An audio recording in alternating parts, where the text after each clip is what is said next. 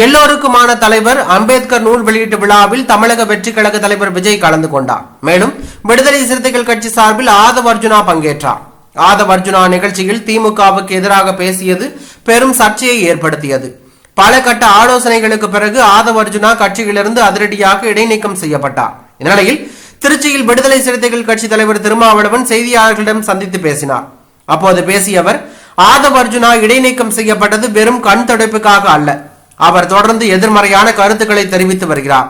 ஏதோ ஒரு மறைமுக செயல் திட்டம் இருப்பது போல தெரிகிறது என்று அவர் கூறியுள்ளது அரசியல் வட்டாரத்தில் பரபரப்பையும் அதிர்ச்சியும் ஏற்படுத்தி உள்ளது.